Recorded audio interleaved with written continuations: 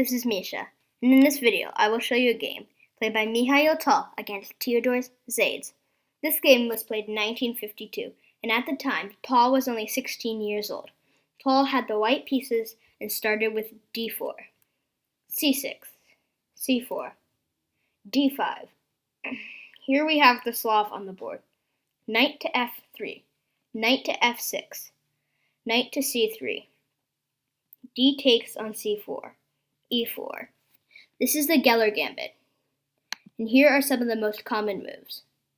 Bishop to g4, e6, and the move that was played, b5, protecting the pawn from the light square bishop, e5, gaining more space and attacking the knight on f6, knight to d5, a4.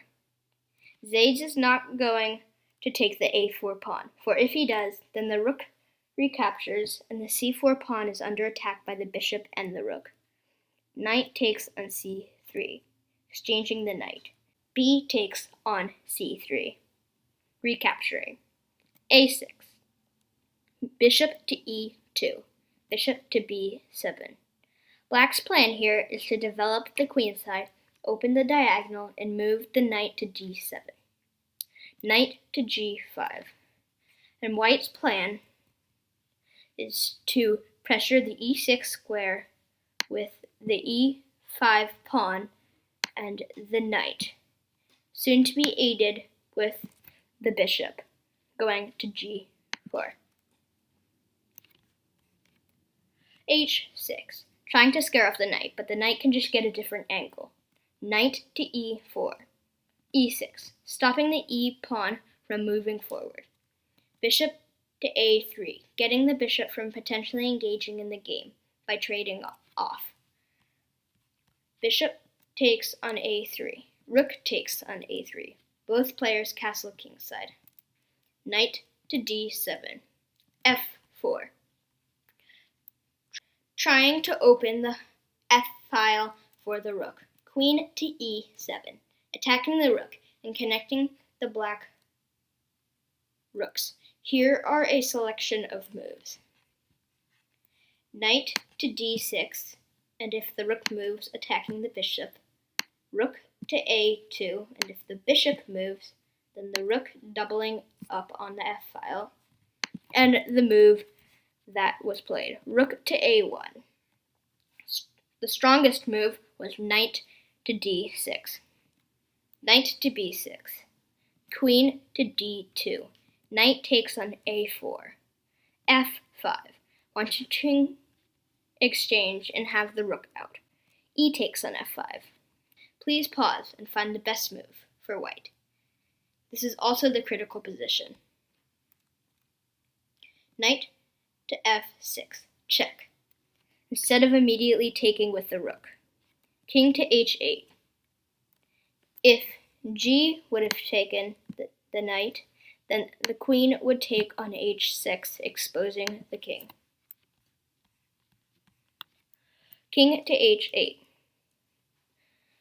Rook takes on f5. Rook on f to d8. Challenging the rook with g6 has a small downside, called checkmate, with queen to h6.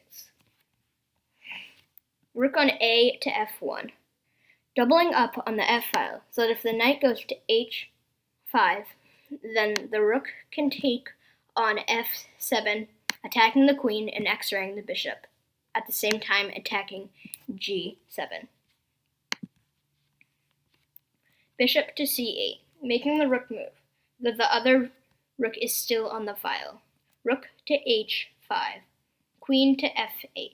The queen had to move back because of if rook takes on h6, then g takes on h6 and queen takes on h6, and that would be checkmate.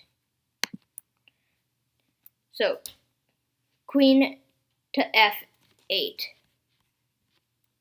rook to f4, planning on going to h4 and taking on h6.